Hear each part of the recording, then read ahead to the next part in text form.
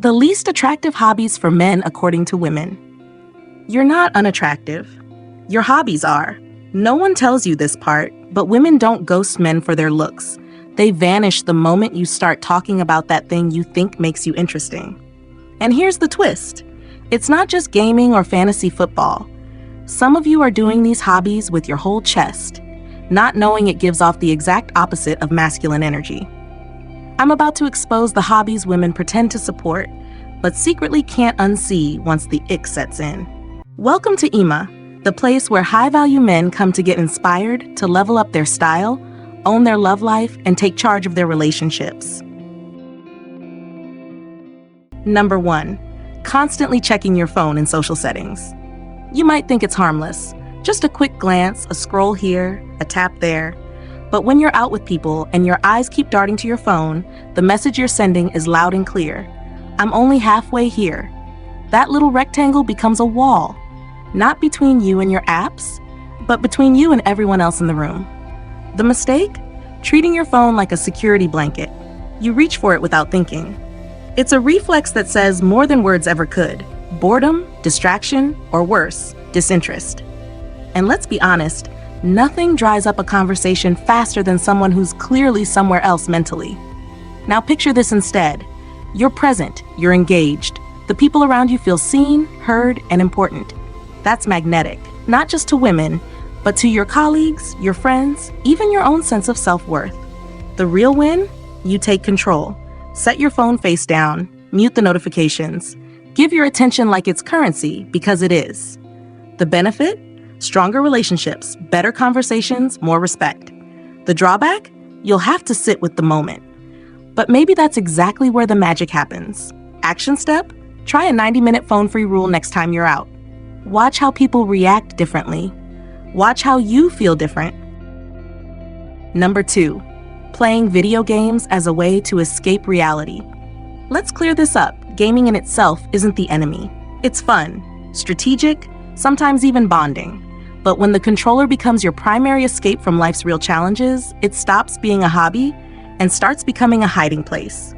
The misuse here isn't in the game, it's in how it's used. When gaming takes priority over responsibilities, relationships, and personal growth, it begins to silently chip away at the things that truly matter.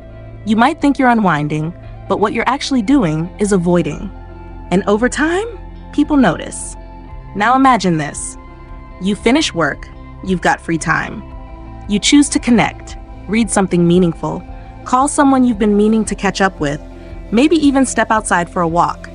That simple shift says something powerful. You're in charge of your life, not escaping from it. Gaming in moderation? Perfectly fine.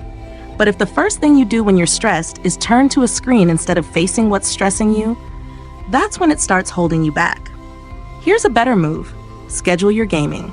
Set a timer and commit to engaging with real life first.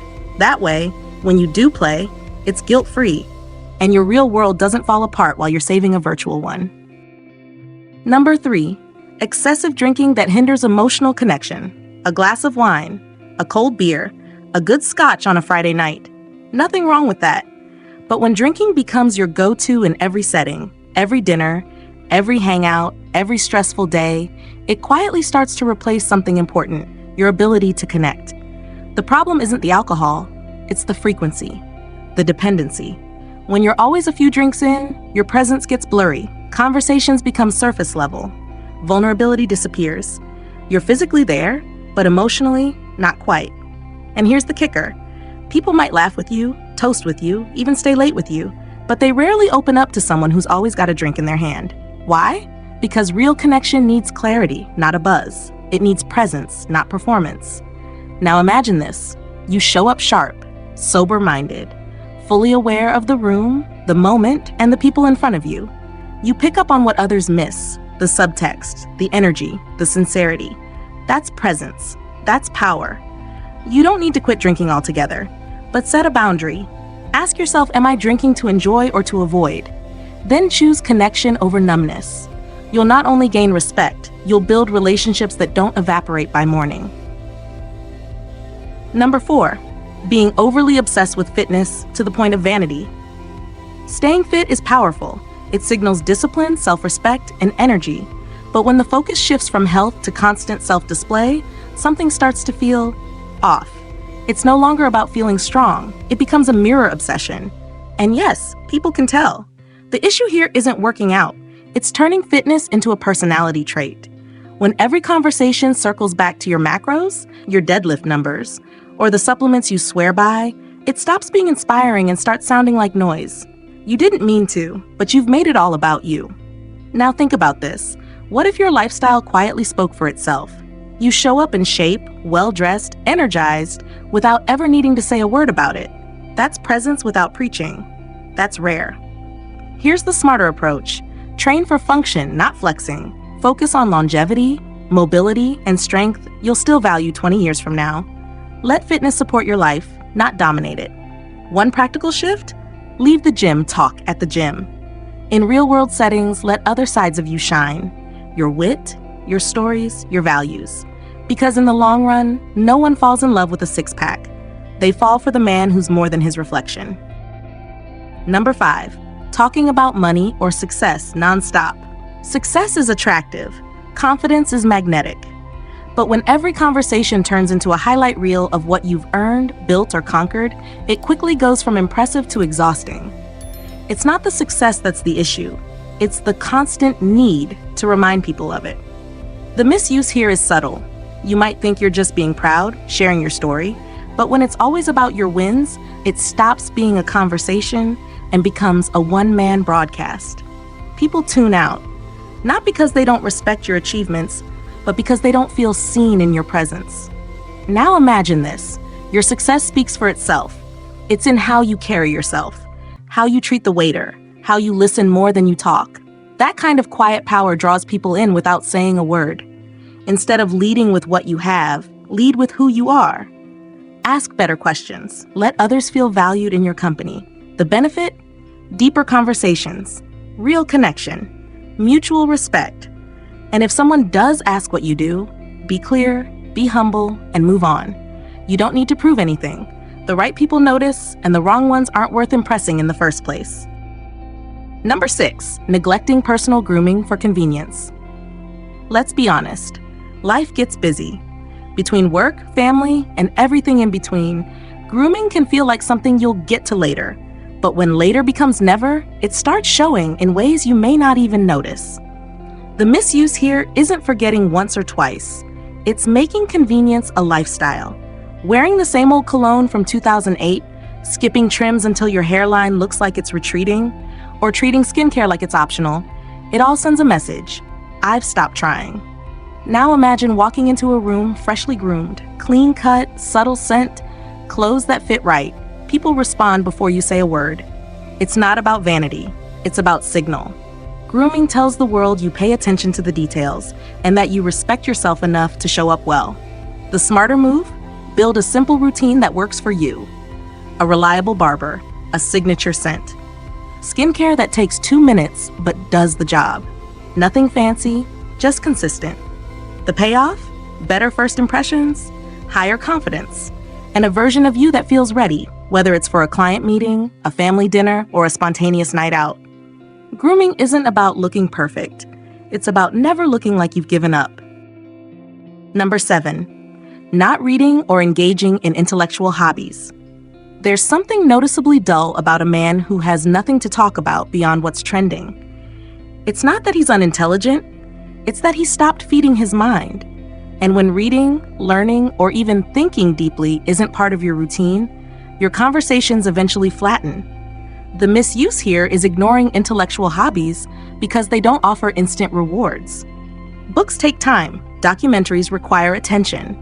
Chess, strategy games, podcasts, they don't give that dopamine hit like scrolling or binge watching. But they do something else. They sharpen you. Now picture this. Someone asks for your take on something current or philosophical or even just interesting, and you have one.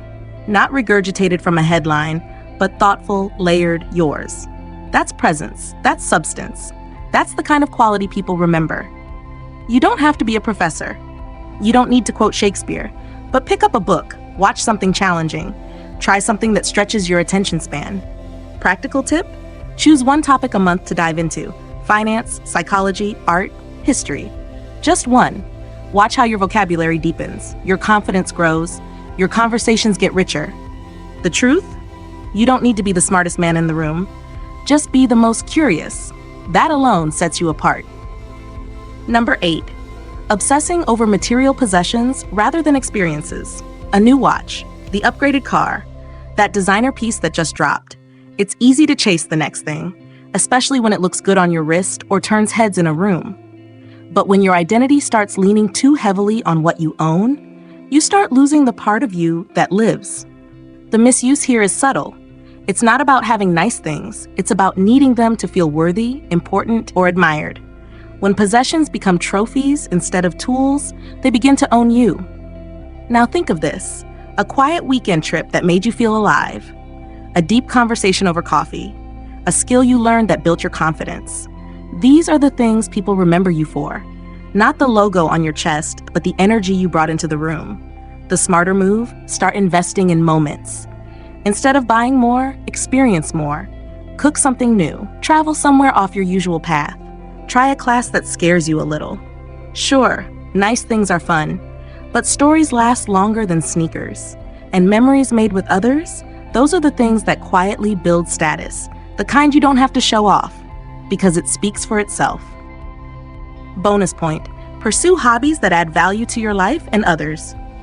Here's the truth most people never say: your hobbies shape your identity more than your job title ever will. What you choose to do in your free time tells the world who you really are when no one's watching. So why not make that version of you someone who builds, not just escapes? The mistake many men make? Picking up hobbies that pass time instead of investing in ones that expand it. Activities that numb rather than sharpen. Interests that isolate rather than connect. And over time, those choices catch up to you in your relationships, your mindset, and even your legacy. Now imagine this instead. Your hobby improves your focus, teaches you something new, or helps someone else. Woodworking, mentoring, learning a language, training others, even gardening. These aren't just activities, they're reflections of a man who values growth. And yes, these hobbies still give you joy, but they also leave something behind. Skills, memories, impact. If you're gonna spend your time, make it count. Choose hobbies that energize you, that teach, that serve. Because in the end, fulfillment isn't in the hours spent, it's in how you spent them.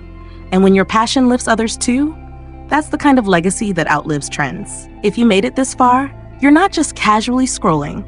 You're one of the men who actually care about how they show up in the world. That alone sets you apart. Now, everything we talked about wasn't just about being attractive to others. It was about being aligned with yourself. Because when your hobbies elevate your mindset, your habits, and your presence, people notice. Check the links in the description for helpful resources and tools related to what we discussed today. They're there to support you, not to sell to you. And hey, if you're still with us, drop something simple in the comments like noted or just an emoji. That's how we spot our real ones. Thank you for showing up and investing in yourself today. Like this video to help it reach someone else who needs it. Subscribe for more daily content like this, and share it with someone you respect. We've recommended the perfect video on your screen right now. Go watch that next. I'll see you tomorrow.